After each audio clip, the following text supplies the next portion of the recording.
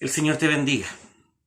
Hoy es miércoles de Semana Santa y quiero compartir contigo este texto tomado del Evangelio según San Mateo, capítulo 26, desde el versículo 14 hasta el versículo 25. Dice así la palabra santa de este Dios que nos salva. Entonces, uno de los 12, llamado Judas Iscariote, se dirigió a los sumos sacerdotes y les propuso: ¿qué me dan si lo entrego a ustedes? Ellos se pusieron de acuerdo en 30 monedas de plata. Desde aquel momento buscaba una ocasión para entregarlo. El primer día de los ácimos se acercaron los discípulos a Jesús y le preguntaron: ¿dónde quieres que te preparemos la cena de Pascua? Él les contestó: vayan a la ciudad, a la casa de tal persona y díganle: el maestro dice, mi hora está próxima. En tu casa celebraré la Pascua con mis discípulos. Los discípulos prepararon la cena de Pascua siguiendo las instrucciones de Jesús. Al atardecer, se puso la mesa con los 12. Mientras comía, les dijo: les aseguro que uno de ustedes me va a entregar. Muy tristes, empezaron a preguntarle uno por uno: ¿soy yo, Señor? Él contestó: el que se ha servido de la misma fuente que yo, ese me entregará. El Hijo del Hombre se va, como está escrito de él, pero ay de aquel por quien el Hijo del Hombre será entregado. Más le valdría a ese hombre no haber nacido. Le dijo Judas, el traidor: ¿soy yo, maestro? Le respondió Jesús: tú lo has dicho. Hoy día, miércoles de Semana Santa, nos volvemos a encontrar con esta tan profunda humanidad de Jesús. Estamos frente al Maestro, quien una y otra vez nos dice, no solamente con sus palabras, sino que con sus hechos, con su vida concreta, lo radicalmente humano que Él es. Y aquí nos encontramos con una experiencia que lo hace radicalmente cercano a nosotros.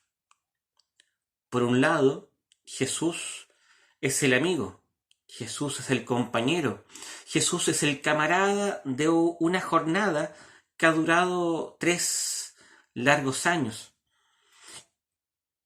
Y ha compartido esta andadura con otras personas. Personas que en un comienzo le empezaron a seguir y que él de forma particular llamó por su propia voluntad, conociendo quiénes eran y cuál era la intención de su corazón. Jesús es el que ha caminado con estos hombres y Jesús mismo es quien ahora empieza a vivir las últimas jornadas con ellos. Por eso resulta tremendamente intenso el que Jesús, conociendo el corazón de aquellos a quienes llamaba, hubiese llamado a Judas. Tenemos muchos misterios con respecto a este apóstol. No nos podemos olvidar jamás de que él también fue elegido para convertirse en enviado, de que él comulgó con el Espíritu de Jesús, de que él estuvo alineado con la labor que realizó con sus otros hermanos en el apostolado. ¿Cuántos milagros vieron los apóstoles? ¿Cuántos milagros fueron vistos en consecuencia también por el propio Judas? Judas sabía quién era Jesús, pero por una situación que nosotros no alcanzamos a vislumbrar, pese a ver los milagros, él no entendía ni el corazón ni el propósito del Maestro. Judas es un hombre que de alguna forma busca realizar los propósitos de su agenda. Y tal vez sea una agenda hasta bien intencionada. Algunos proponen de que Judas estaba involucrado con el deseo honesto y verdadero de la liberación de Israel del yugo romano. ¿Quién podría juzgar esa intención de ese hombre? ¿Acaso nosotros no ponemos estatuas en nuestras calles y enseñamos a los niños en el colegio a respetar a aquellos que nos liberaron y propiciaron la independencia del Imperio Español? ¿Acaso hoy día no reconocemos como justos a aquellas personas que luchan por la libertad de sus pueblos? ¿Quién podría decir que Nelson Mandela, por ejemplo, es una persona que no es digna de nuestra admiración? Judas probablemente estaba vinculado al movimiento celote. Probablemente abrigaba la esperanza de que el pueblo de Israel iba a ser nuevamente independiente. El problema aquí no está en la bondad de ese sentimiento. No tiene que ver con que eso no haya sido algo justo, digno de desear. El problema aquí es que eso que era bueno se puso en un lugar mucho más preeminente en relación a Jesús. Jesús para Judas dejó de ser el centro y se convirtió en un medio para alcanzar ese propósito que él ya tenía. De alguna forma para Judas, la figura de Jesús era útil y se veía con esperanza desde esa lógica. Judas se equivoca radicalmente ahí cuando cree de que Jesús es un medio y no un fin.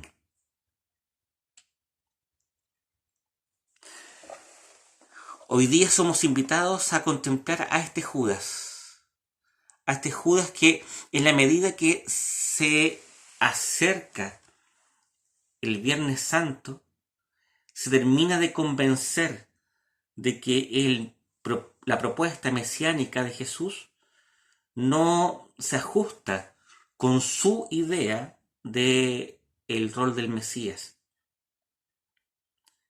Y tal vez él se siente desengañado, tal vez se siente traicionado, tal vez estima de que estos 3 años para él fueron una pérdida de tiempo y que este hombre, de alguna forma, Jesús, ha roto con sus esperanzas y expectativas. Entonces, más que juzgar a Judas por este acto de vender a Jesús, de traicionarlo, de ser él el que les propone a los sumos sacerdotes el acuerdo para entregar a su maestro, más que juzgarlo a él, debiéramos ser capaces de ver nuestro propio corazón. Tu corazón, mi corazón, el corazón de la iglesia. Dime, ¿En qué proyecto tiene puesta su esperanza? Si no tiene puesta su esperanza en el proyecto de Jesús, significa entonces que está dispuesto, que tú estás dispuesto, que yo estoy dispuesto, que la iglesia está dispuesta a vender al Señor para conveniencia propia, casi por despecho. Ayer comentábamos de que yo, al ver la historia de la iglesia, percibía eso, una continua traición por parte de las personas que quieren proyectar sus ideas en el Evangelio. De alguna forma, Cristo siempre nos desconcierta. Jesús es un profeta que destruye nuestras categorías y nos lanza a la sinrazón de, de aquel proyecto que nos propone, de acuerdo a nuestra forma de entender, como una locura.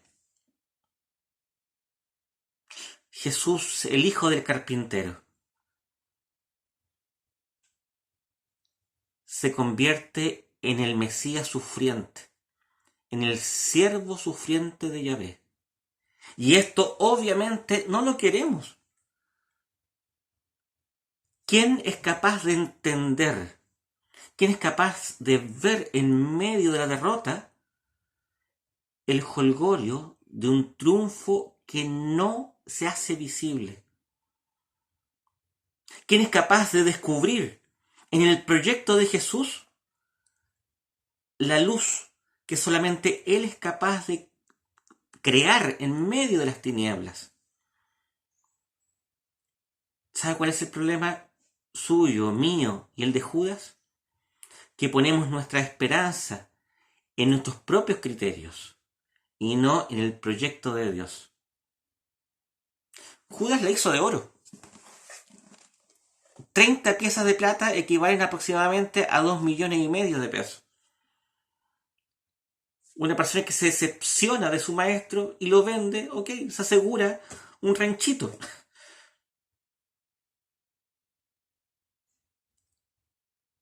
Judas, al no entender el corazón de Cristo, fue tras su propio corazón. Me impresiona ver cómo los otros discípulos se entristecen ante este anuncio por parte de Jesús. ¿Seré yo, Señor? Ayer conversaba con Paulina y ella me decía cuántas veces nosotros huimos de nuestra responsabilidad, diciéndole a Jesús: ¿seré yo, Señor, el que te engaña? ¿Seré yo, Señor, el que te traiciona? Íntimamente, como Judas, sabemos en qué lo hemos traicionado. Pero igual preguntamos: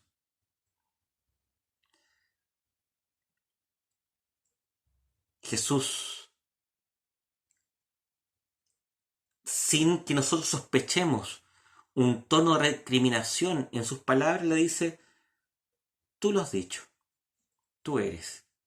Y antes dice una cosa que es tremenda. Dice que el que se ha servido de la misma fuente que yo, ese me entregará. Es decir, aquel que entrega a Jesús es alguien que ha compartido una intimidad con él. No solamente la intimidad de la comida, sino que la proximidad de la fuente compartida. Hay un texto en el Salmo 41 en donde en el versículo 10 David dice algo que es profético y que de alguna forma su vida se convierte en un tipo de Cristo, en un anuncio del Señor. Versículo 10 dice: incluso mi amigo en quien confiaba, el que compartía mi pan, me pone zancadillas. Jesús, en esta realidad profunda, radical y absoluta de su encarnación, se anonada hasta tal grado que él adopta, vive, experimenta este sentimiento de traición tan profunda por parte del amigo. Fíjese qué diversa es esta mesa en la que se sienta Jesús con sus discípulos. ¿Quién está ahí? Está el que le ama, Juan, quien recuesta su cabeza en su pecho. Está el que le niega, Pedro, que es capaz de decir, Señor, yo, aunque tenga que morir por ti, muero por ti. Y está también el que le traiciona, Judas el Iscariote, el que amó más su proyecto personal y que se ensució el alma con miserables 30 monedas, 2,5 millones de pesos.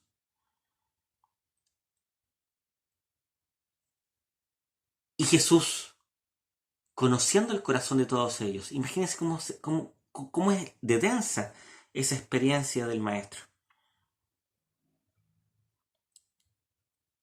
Hoy día es miércoles santo, somos convidados a esta mesa. ¿Quién es usted? ¿Quién soy yo? ¿El que ama, el que niega o el que traiciona? ¿Es usted acaso, soy yo, es la iglesia, como Pedro, que niega y luego se arrepiente en un llanto amargo? ¿O eres tú, o soy yo, o es la iglesia, como Judas, que traiciona y que, incapaz de soportar el remordimiento, no el arrepentimiento, el remordimiento, termina sus vidas matándose?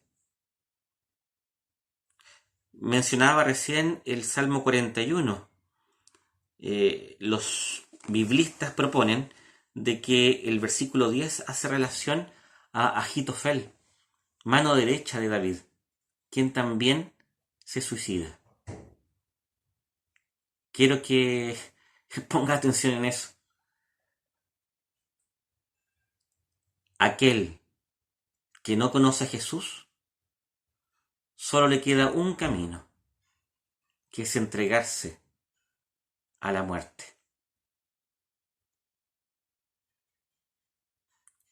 Dios nos dé un corazón como el de Juan, que inclinado en una ternura que emociona, se disponga sobre el pecho de Cristo y desde ahí lo acompaña hasta el Calvario. Que Dios nos dé